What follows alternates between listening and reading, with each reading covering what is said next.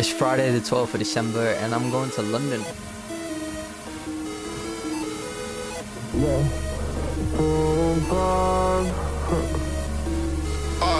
Whoa. We're in London, but I ain't in a vibe like that. We're here, we're in London. This is the capital of the city. This is the capital of the UK. I'm waffling, I'm nervous, but we're out with the camera more often. What's this thing on your hat here? What? What's that on your This hat? is Yorkshire, West Yorkshire, God's country. Do you think Yorkshire is better than London? Yorkshire is inherently way better than London, but London is where things happen and things move. Yorkshire is where you go to feel closer to your humanity. London is where you go for the money and the culture. London compared to Manchester. I've just spent 4 years of my life in Manchester. I used to think of it as the free-to-play version of London. Manchester is its own thing with different influences, and London is the capital. If you could only live in London or Halifax for the rest of your life, which would you pick? London, don't get me wrong, Halifax countryside, it's nice out there, but there's so much stuff going on in London. Like, for example, we just ran into some guy who has the coolest cat in the world. He has his cat on his shoulder and he just rides the bike around the city, and his cat is iced out. So you don't really see stuff like that in Halifax, so I'd have to say London, but I do love West Yorkshire. I was just recording the skate park because I really like the vibe and the graffiti, and then you see here Matt Impact on Instagram. He has a cat on his shoulder called Mateo, and they just spread positivity around London, and I got to see this firsthand. I'll just let you watch the clip. Got a chain as well.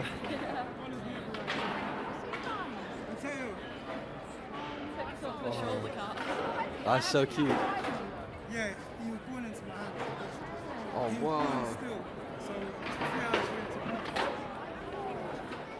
Coming back from London, I really enjoyed the culture. I went to a comedy club in Soho, saw 5 comedians. I knew one of them off of Instagram. There's a lot of fun stuff to do in London, you know. It's a very cultural city, a very rich city in culture, and in terms of economics, it's a very financially well city. But where does all the money come from? Where does all of this money go? Those are questions that we kind of really know the answers to, but we kind of just lie to ourselves and pretend that we don't. The problem is imperialism and capitalism, where they produce things for profit and they won't produce things because we need them. War, armaments are big money, and these arms and military producers and those who produce oil are collaborating to destroy the world. In their short-term interests, they think they can make a profit by producing weapons, which they do, but people are killed with those weapons. It's the rich making the money, and it's the rich keeping the money, and then they're not really sharing that stuff. Now, you could call me a dirty, filthy communist for thinking that. I don't really care. I had a nice chat with this gentleman. I left the comedy club, and right outside the comedy club, there was a protest going on for Palestine. So I decided to speak to someone, and we had a really interesting talk about, you know, money and where it comes from, and how problems in the world exist far beyond Palestine, but how Palestine is kind of at the root of it all because of what it represents. As you can see behind me, they're supporting Palestine. But how ridiculous is it that an actual genocide is not cause for concern? But if you wear a t-shirt or a flag that says support Palestine action, then you're getting taken away in cuffs. It doesn't matter if you're 84 years old. That little tiny bit of wording will get you locked up, banged up. Just round the corner from here, I held up a sign saying, I oppose genocide, I support Palestine action, and I was arrested.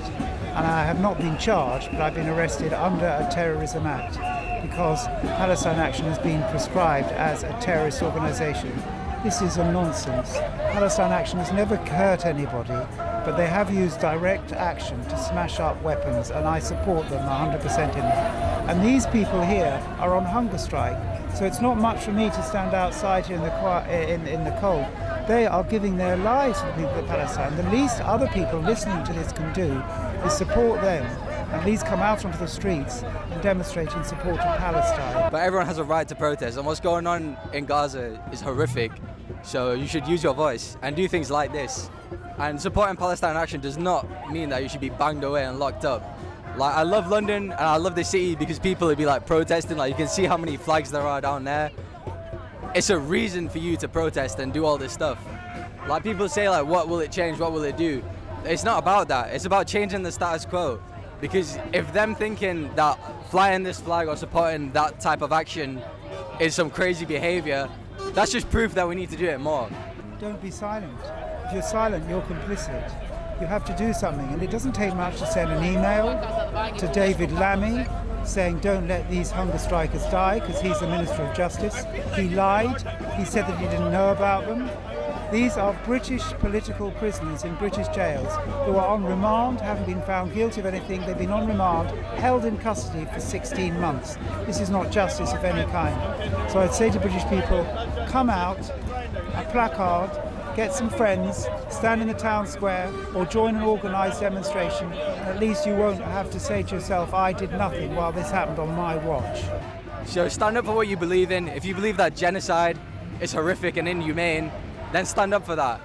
Don't, just because it might affect the status quo or it might shake things up for your life, don't falsify your beliefs and support a genocide. Don't stand by that. Because it's clear as day that what's going on is evil. And then in 20, 30 years time, people will be like, oh yeah, no, I always support Palestine. What the RDF did was terrible. But you don't see that now. So if you see stuff like this, support it. Just support it.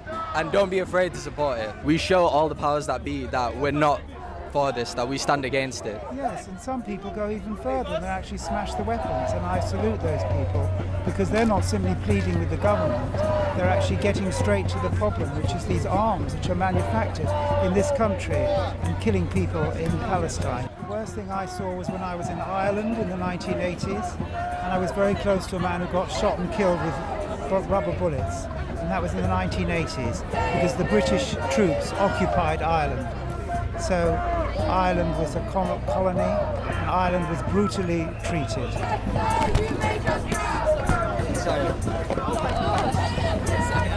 Okay. Well, I appreciate your time and I appreciate you being out here supporting Palestine. My name